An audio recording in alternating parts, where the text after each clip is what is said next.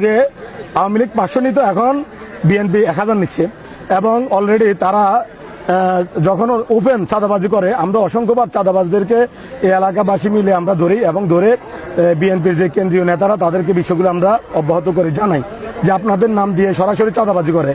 এর আগে আমি অলরেডি মজনু ভাইকে সরাসরি মহানগরের নেতা মজনু ভাইকে জানিয়েছি এই জিয়ার বিষয়, যে জিয়া এখন পালিয়ে গেছে আপনাদের হাত থেকে, সবার হাত থেকে ছুটে। এই জিয়া ওপেন চাঁদাবাজি করতেছিল, ওনাকে যখন আজকেরটা বলতেছি পালানোর পরে মহানগরের নেতার হস্তক্ষেপে উনি ধরে নিয়ে গেছে, জনগণ থেকে নিয়ে উনি ছেড়ে দিচ্ছে। ছাড়ার পরে ওই আয়সা বললো যে এখন চাঁদাবাজির লাইসেন্স পেয়েছি, মহানগর থেকে চাঁদাবাজির লাইসেন্স দিয়েছে যুব দলের এই জিয়াকে, এবং আসার পর থেকে 500 টাকা চাঁদা আবার শুরু করেছে নতুন করে 1000 টাকা করে নেওয়া। এমনকি অলরেডি আমাদের এই এলাকার যতগুলো ব্যবসায়ী, প্রত্যেকটা ব্যবসায়ী তার কাছে জিম্মি। অলরেডি আমি এখানে বাইতুল মোকাররম ইসলামিক ব্যবসায়ী মালিক সমিতির সাধারণ সম্পাদক আমি, এবং চাঁদাবাজ প্রতিরোধ কমিটি পল্টন ওটার সভাপতি। আমার কাছে পর্যন্ত ফোন দিয়ে চাঁদা চেয়েছে গত সপ্তাহ।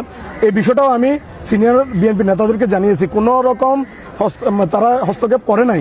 এমনকি আমি প্রশাসনের আজকে একটু আগে আমি শুনতে পেরেছি, আমি যখন আজকে অলরেডি আমি একটা দাওয়াতে গিয়েছিলাম, দাওয়াতে যাওয়া অবস্থায় এই এলাকার ব্যবসায়ীরা ফোন দিয়েছে যে ভাই আপনারা চাঁদাবাজ প্রতিরোধ কমিটির সভাপতি, আপনারা তো আমাদের কোনো কাজ আসতেছেন না, আজকে এই যে সাংবাদিকরা এসে চাঁদাবাজ ধরছে আপনারা কোথায়? পরে আমি ছুটে আসলাম, আসার পরে দেখি যে জিয়া যাকে নিয়ে এত লেখালেখি এত কিছু হয়েছে, এবং সে কখনো টিফু বাহিনীর টিফুর লোক, এবং কখনো সে মজনু ভাইয়ের লোক, কখনো বিভিন্ন রাজনৈতিক নেতাদের নাম বিক্রি করে সেই এলাকায় চাঁদাবাজি করে যাচ্ছে দীর্ঘদিন।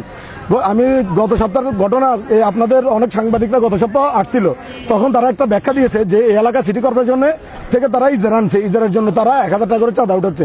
আমি জানি না কোন দেশের চাঁদাবাজির জন্য সিটি কর্পোরেশনে ইজারা দেয়, এটা আমার জানা নাই। এটা আপনারা আশা করি সিটি কর্পোরেশন থেকে জেনে নেবেন কিসের ভিত্তিতে চাঁদাবাজি করার ইজারা দিয়েছে, এটা আমার জানা নাই। আমি জানি যে 48টা গাড়ি পার্কিং এর ইজারা দেওয়া হয়েছে, এবং আমার মুসল্লিরা, আমি এই বাইতুল মোকাররম মুসল্লি কমিটির সিনিয়র সেক্রেটারি, এই জায়গার মধ্যে আমার মুসল্লিরা গাড়ি রাখতে পারে না। এই গায়ে অথচ দেখেন এখান থেকে কিন্তু ঠিকই চাঁদা আদায় হচ্ছে। শুধু এই জায়গাটা না, এ পুরো অঞ্চলে তারা চাঁদাবাজি করে যাচ্ছে।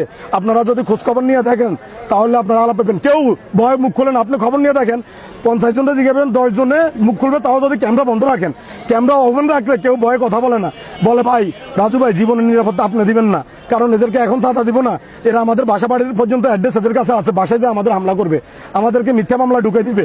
এখন শুধু যে চাঁদাবাজি তা না, তারা অলরেডি মামলা বাণিজ্য শুরু করছে। বিভিন্ন রকম অসহায় যারা আছেন এখানে ব্যবসায়ী, তাদেরকে আওয়ামী লীগ বানাচ্ছে, কাউকে যুবলীগ বানাচ্ছে, বিভিন্ন লীগ বানাইয়া এদেরকে মামলার একটা লিস্ট আনিয়ে দেখায়, এই যে দেখ তোর নামে লিস্ট হয়েছে, লিস্টে থেকে নাম কাটা 1 লাখ টাকা দে, এরকম করে এরাই অপকর্মগুলো চালাই যাচ্ছে।